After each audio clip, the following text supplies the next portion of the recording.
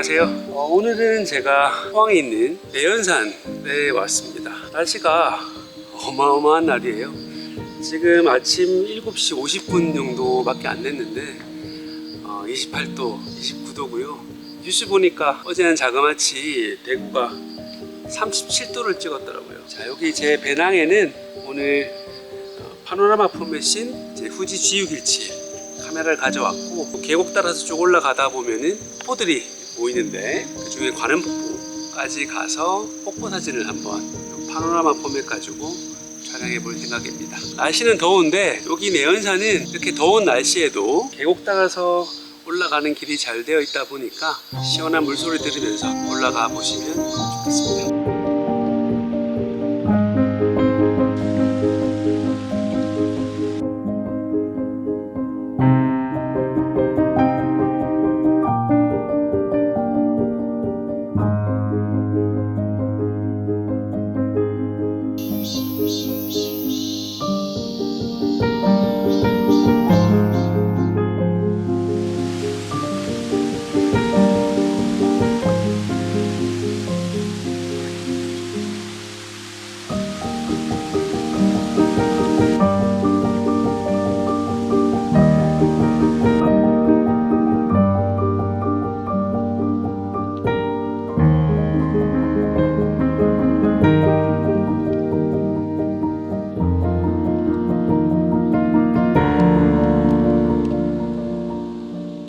아직 관음폭포에 다 도착하진 않았는데 이제 등산로 가다 보니까 제 뒤에 보이는 암벽 틈 사이로 저 멀리 이제 선일대가 보이거든요. 이제 첫 컷을 촬영해 볼 생각인데요. 이번 포맷은 한번 세로로 길게 세워볼 생각입니다. 근경에는 요 앞에 보이는 계단, 그리고 중경으로는 암벽으로 되어 있는 이제 절벽, 그리고 저 멀리 꼭대기에 있는 선일대는 원경으로 이제 잡혀서 이제 풍경적인 구도로 봤을 때는 이제 근경과 중경, 원경까지 골고루 갖춰진 이제 안정된 포맷이 될 것 같은 생각이 듭니다. 다만 이제 세로 촬영이 처음이다 보니까 약간 어색할 것 같기도 하고, 또 구도 잡고 이렇게 고정시키는데 만만치 않아 보이는데 촬영을 해보도록 하겠습니다. 촬영할 필름은 포트라 160 컬러 네거티브 필름입니다.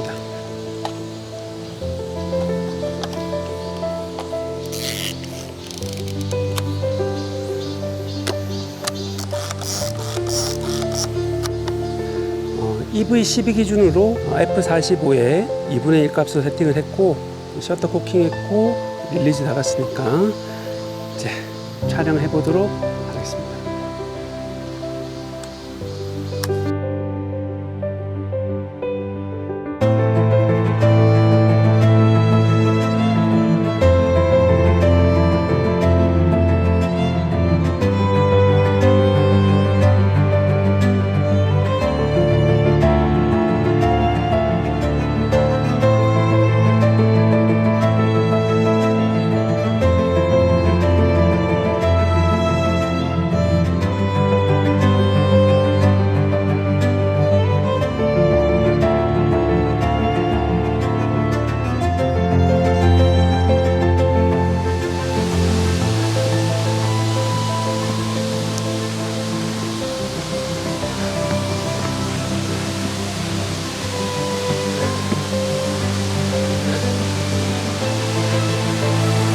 여러분, 관음폭포에 도착했습니다. 지금 9시 12분이거든요.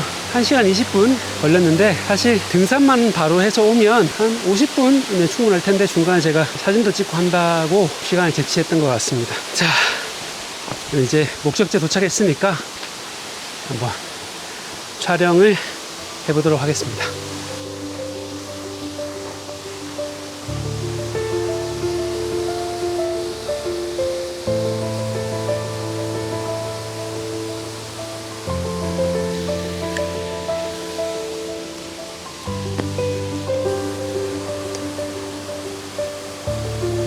이번 컷도 세로로 찍는 게 잘 어울릴 풍경 같습니다. 지금 제 뒤에 보이는 이제 양갈래 폭포를 이제 중앙에 두고, 이제 아래편에는 이제 연못, 그리고 위쪽에는 이제 구름다리와 저 건너편 이제 절벽까지 세로로 긴 포맷으로 두 번째 컷을 촬영해 보도록 하겠습니다.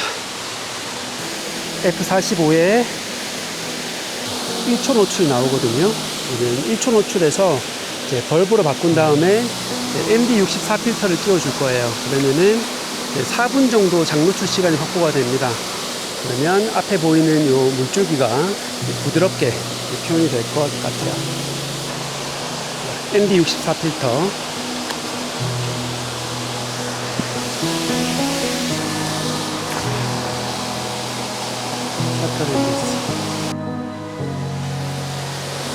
자, 4분 8초 노출을 줘보겠습니다.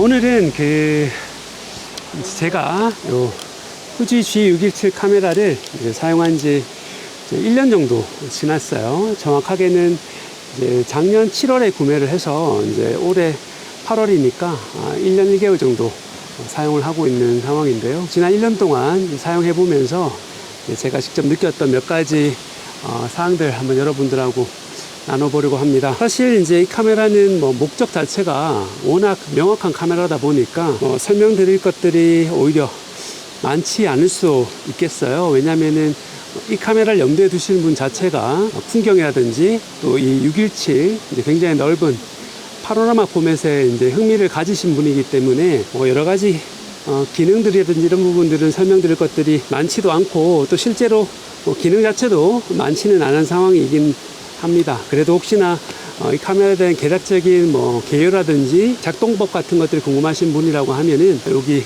카드를 클릭해 보시면은 참고하실 수 있을 거예요.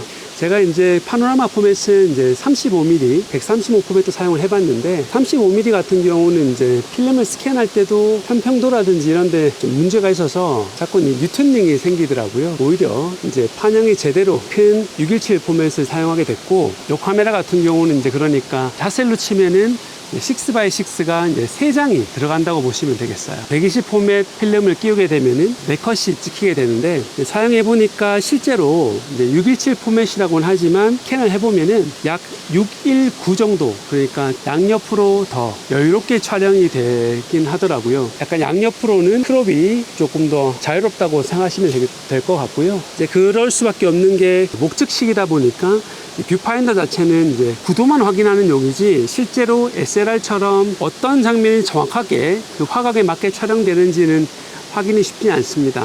그렇기 때문에 약간은 그런 크롭에 대한 여유가 있어주는 게 좋을 것 같은 생각도 들었습니다. 그래서 약간 여유롭게 찍힌다는 점 참고해 주시면 좋겠고, 그리고 또 한 가지 또 실제 사용을 해보면 느낄 수 있는 부분들이 이 뷰파인더 한번 이렇게 들여다보시면은 정말 시원한 뷰파인더가 일품입니다. 그래서 이제 삼각대 세팅하고 시원한 뷰파인더 바라보는 것만으로도 굉장히 청량한 기분이 드는 시원한 카메라라고 할 수 있겠습니다. 그리고 이제 촬영해보면은 가장 큰 불편한 점은 아무래도 이 부피와 이제 무게가 되겠어요. 핸드헬드로 한번 촬영도 해봤는데 그냥 테스트 삼아서 한번 해볼 정도지 실제로는 삼각대 챙기셔서 고정을 시켜놓고 촬영을 하시는 게 좋을 것 같고, 이 자체가 이제 목적식이다 보니까 태생적으로 오는 불편함들이 분명히 있을 수 있습니다. 그래서 목적식에 익숙하지 않으신 분들이라고 하면은 내가 서 있는 위치에서 이제 피사체와의 거리를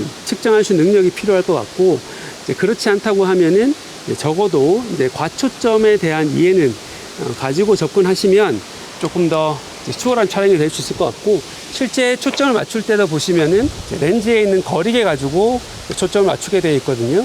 그렇다 보니까 이제 여러분들께서 사용하실 때 유의하셔야 될 점이 뭐냐면은 이제 구도만 잡고 이제 바로 촬영을 해버리시게 되면은 초점이 안 맞게 촬영이 될 수가 있습니다. 그래서 굉장히 아까운 컷 한 컷이 이제 날아가 버리기 때문에 꼭 한번 그 점은 늘 루틴으로 삼아서 이제 초점을 확인하고 촬영하시는 습관이 필요하겠습니다.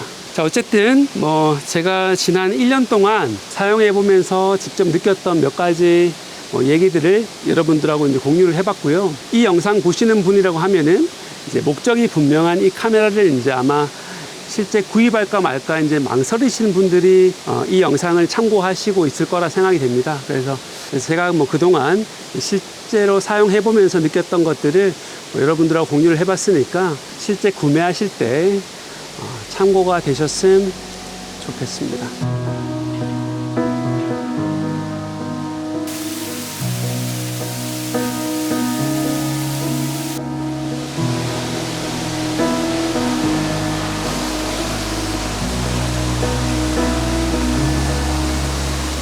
다리를 최대한 잘 조정해서 수평을 좀 맞추긴 했는데, 그래도 이런 비탈진 곳에 삼각대 설치하실 때는 주의를 하는 게 필요하겠습니다.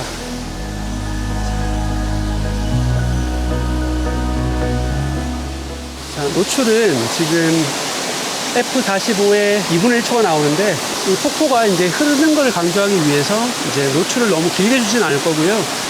6초 정도 노출을 주게 되면은 이제 잘 표현이 될 것 같습니다. ND8 필터입니다.